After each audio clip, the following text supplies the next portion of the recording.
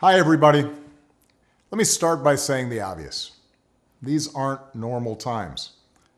As we all manage our way through a pandemic unlike anything we've seen in a century, Michelle and I hope that you and your families are safe and well. If you've lost somebody to this virus, or if someone in your life is sick, or if you're one of the millions suffering economic hardship, please know that you're in our prayers. Please know that you're not alone, because now's the time for all of us to help where we can and to be there for each other, as neighbors, as co-workers, and as fellow citizens. In fact, over the past weeks, we've seen plenty of examples of the kind of courage, kindness, and selflessness that we're going to need to get through one of the most difficult times in our history. Michelle and I have been amazed at the incredible bravery of our medical professionals who are putting their lives on the line to save others, the public servants and health officials battling this disease, the workers taking risks every day to keep our economy running, and everyone who's making their own sacrifice at home with their families, all for the greater good. But if there's one thing we've learned as a country from moments of great crisis, it's that the spirit of looking out for one another can't be restricted to our homes or our workplaces or our neighborhoods or our houses of worship. It also has to be reflected in our national government. The kind of leadership that's guided by knowledge and experience, honesty and humility, empathy and grace. That kind of leadership doesn't just belong in our state capitals and mayor's offices. It belongs in the White House. And that's why I'm so proud to endorse Joe Biden for President of the United States. Choosing Joe to be my vice president was one of the best decisions I ever made, and he became a close friend. And I believe Joe has all the qualities we need in a president right now. He's someone whose own life has taught him how to persevere, how to bounce back when you've been knocked down. When Joe talks with parents who've lost their jobs, we hear the son of a man who once knew the pain of having to tell his children that he'd lost his. When Joe talks about opportunity for our kids, we hear the young father who took the train home each night so he could tuck his children into bed. And we hear the influence of Jill, a lifelong teacher. When Joe talks to families who've lost a hero, we hear another parent of an American veteran, a kindred spirit, somebody whose faith has endured the hardest loss there is. That's Joe.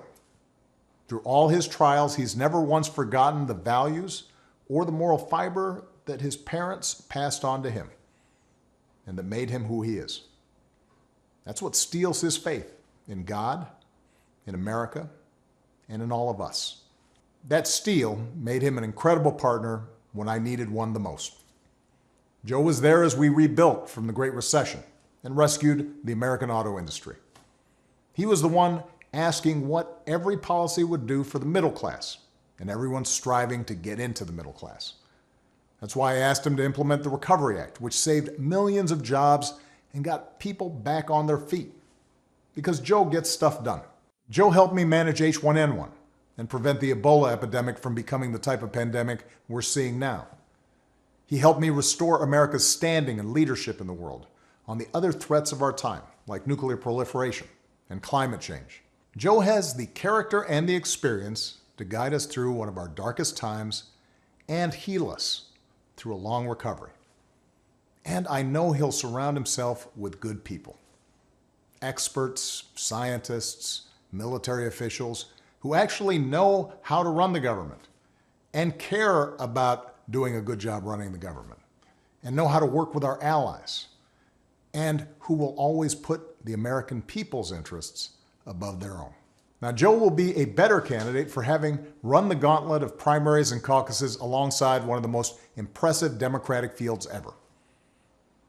Each of our candidates were talented and decent, with a track record of accomplishment, smart ideas, and serious visions for the future. And that's certainly true of the candidate who made it farther than any other, Bernie Sanders. Bernie's an American original, a man who has devoted his life to giving voice to working people's hopes, dreams, and frustrations. He and I haven't always agreed on everything, but we've always shared a conviction that we have to make America a fairer, more just, more equitable society. We both know that nothing is more powerful than millions of voices calling for change. And the ideas he's championed, the energy and enthusiasm he inspired, especially in young people, will be critical in moving America in a direction of progress and hope. Because for the second time in 12 years, we'll have the incredible task of rebuilding our economy. And to meet the moment, the Democratic Party will have to be bold. You know, I could not be prouder of the incredible progress that we made together during my presidency. But if I were running today, I wouldn't run the same race or have the same platform as I did in 2008. The world is different. There's too much unfinished business for us to just look backwards. We have to look to the future. Bernie understands that, and Joe understands that. It's one of the reasons that Joe already has what is the most progressive platform of any major party nominee in history. Because even before the pandemic turned the world upside down, it was already clear that we needed real structural change. The vast inequalities created by the new economy are easier to see now, but they existed long before this pandemic hit. Health professionals, teachers, delivery drivers, grocery clerks, cleaners, the people who truly make our economy run, they've always been essential. And for years, too many of the people who do the essential work of this country have been underpaid, financially stressed, and given too little support. And that applies to the next generation of Americans. Young people graduating into unprecedented unemployment. They're going to need economic policies that give them faith in the future and give them relief from crushing student loan debt. So we need to do more than just tinker around the edges with tax credits or underfunded programs. We have to go further to give everybody a great education, a lasting career, and a stable retirement. We have to protect the gains we made with the Affordable Care Act, but it's also time to go further. We should make plans affordable for everyone, provide everyone with a public option, expand Medicare, and finish the job so that healthcare isn't just a right, but a reality for everybody. We have to return the U.S. to the Paris Agreement and lead the world in reducing the pollution that causes climate change.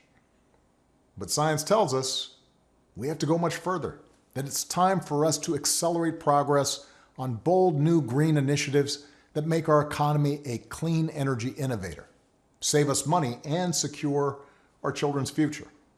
Of course, Democrats may not always agree on every detail of the best way to bring about each and every one of these changes. But we do agree that they're needed.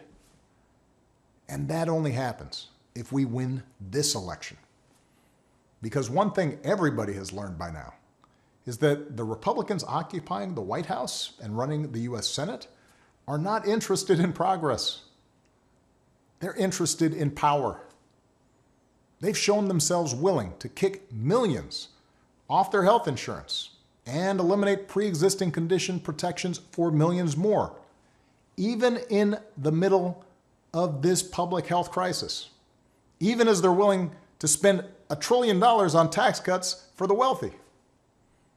They've given polluters unlimited power to poison our air and our water and denied the science of climate change, just as they denied the science of pandemics.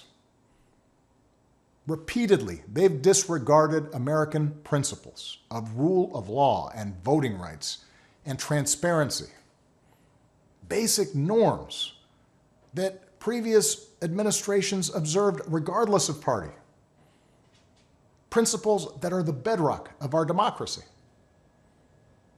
So our country's future hangs on this election, and it won't be easy.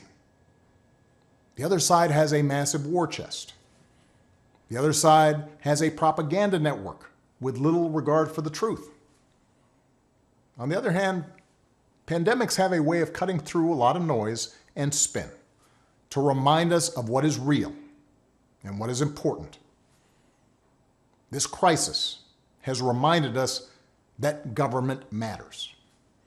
It's reminded us that good government matters, that facts and science matter, that the rule of law matters, that having leaders who are informed and honest and seek to bring people together rather than drive them apart, those kind of leaders matter. In other words, elections matter. Right now, we need Americans of goodwill to unite in a great awakening against a politics that too often has been characterized by corruption, carelessness, self-dealing, disinformation, ignorance, and just plain meanness. And to change that, we need Americans of all political stripes to get involved in our politics and our public life like never before. For those of us who believe in building a more just, more generous, more democratic America, where everybody has a fair shot at opportunity, for those of us who believe in a government that cares about the many and not just the few, for those of us who love this country and are willing to do our part to make sure it lives up to its highest ideals, now's the time to fight for what we believe in. So join us. Join Joe. Go to joebiden.com right now. Make a plan for how you are going to get involved. Keep taking care of yourself and your families and each other. Keep believing in the possibilities of a better world, and I will see you on the campaign trail as soon as I can. Thanks.